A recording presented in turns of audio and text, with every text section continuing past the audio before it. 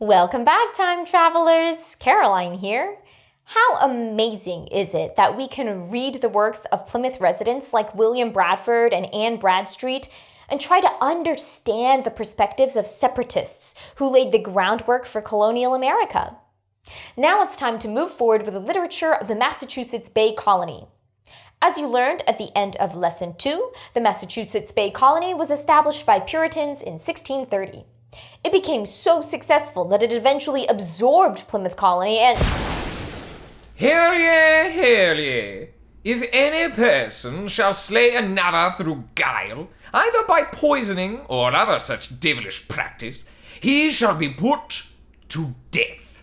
Okay, but I didn't... Hear ye, hear ye. If any child or children above 16 years old and of sufficient understanding shall curse or smite their natural father or mother, he or they shall be put to death. Oh, wow, don't you think that's a little over the top? I mean... Hear ye, hear ye. If any man or woman be a witch, they shall be put to death. If any man or woman be a what? Okay, are we back? Whoa. Just the mere mention of the Massachusetts Bay Colony and all these Puritan rules and penalties bubble up. Of course, these were some of their actual laws, so yeah, glad I don't live in the 1600s.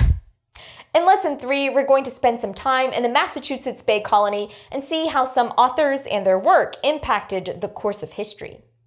In this lesson, we'll read the work of some notable Puritans, and one Puritan gone rogue. We'll study some vocabulary and we'll look at word choice, tone, allusions, imagery, and literary devices. We'll also examine the author's purpose and central idea as we interpret some writings that turned out to be really powerful and influential. And as usual, there will be daily PDF activities and online practice questions, an online assessment at the end of the week, some refresher writing practice, and reflection questions. And don't worry, as you travel back to the time of Puritanism, you will not be subject to Puritan law. Whew.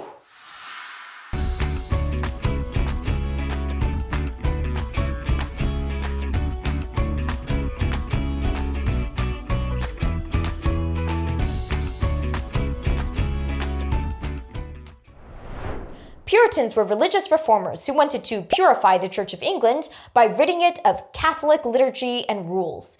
They followed the teachings of John Calvin, believing that humankind is innately sinful, which is called a total depravity, and believing that God has predetermined the salvation of some and the damnation of others, which is known as predestination.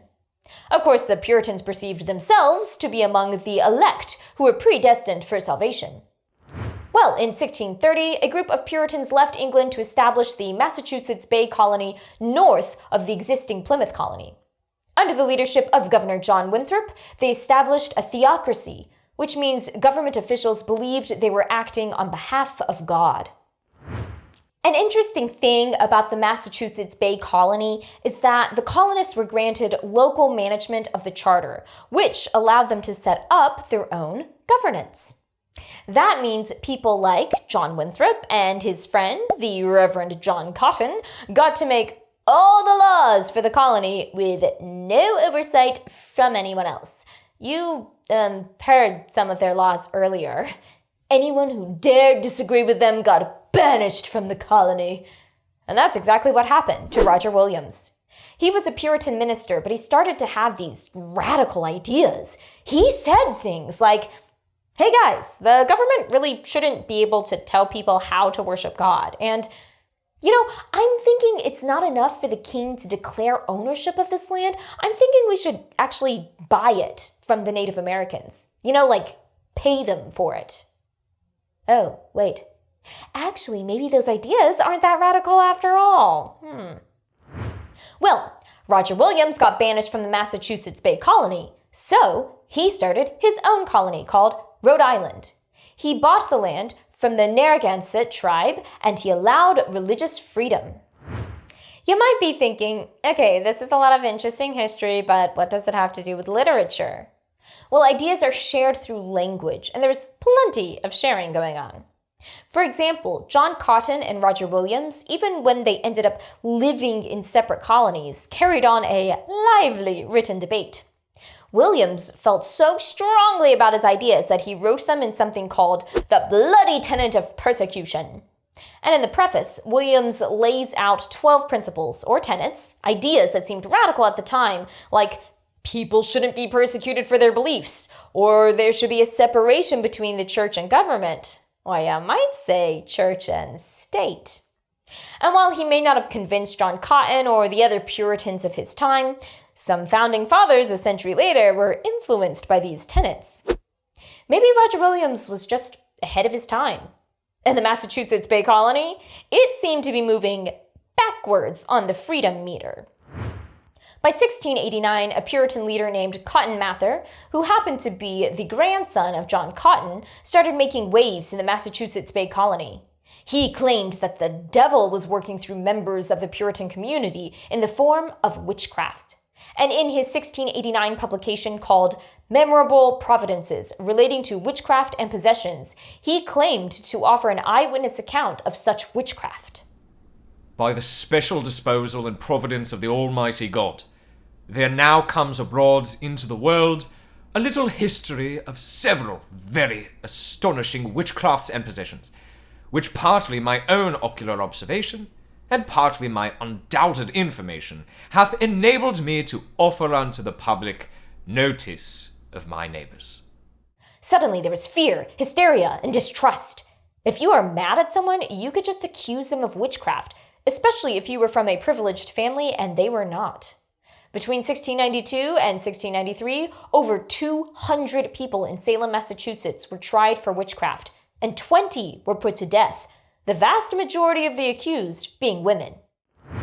While several factors may have converged to create the hysteria surrounding the Salem witch trials, the writings of Cotton Mather had a profound effect upon the thoughts, ideas, fears, and actions of people. And that's an example of literature impacting history. In 1693, Mather published The Wonders of the Invisible World, in which he discussed witchcraft and defended his role in the Salem witch trials. However, people were beginning to realize things had gotten out of hand.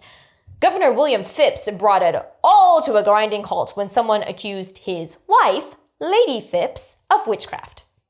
Over the next few decades, more and more settlers arrived, so the colony wasn't such a closed society. As a matter of fact, there was a lot of diversity of thought, there were various religions, and even expressions of personal freedom.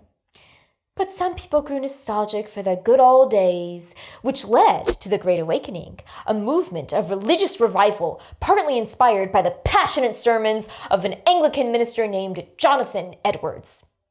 Edwards wanted to take the colony back to its Calvinist roots with ideas like total depravity. In 1741, Edwards delivered an emotional sermon called Sinners in the Hands of an Angry God, and his fire and brimstone message spread like wildfire through the colonies. This week, you will read excerpts from Roger Williams' The Bloody Tenet of Persecution, Cotton Mather's The Wonders of the Invisible World, and Jonathan Edwards' Sinners in the Hands of an Angry God. As you read, you need to ask yourself, what is this author's purpose? What is the central idea of his work? What techniques does he employ to so powerfully influence his audience? Of course, those techniques involve word choice, tone, allusions, imagery, and literary devices, so pay careful attention to those things. Remember, each day you'll have PDF activities and online practice, and you'll have an assessment at the end of the week. And why do we care about the works of Puritan authors who lived centuries before us? Because words matter. Words have power. Words can inspire movements. And that's exactly what the words of these authors did. They impacted the course of history with their words. Okay, time travelers, enjoy your time in the Massachusetts Bay Colony of the 16 and 1700s, and try to avoid doing any of that smiting or cursing or anything else that might cause a run-in with the Puritan authorities. Just be safe, okay? Enjoy the journey. Hey.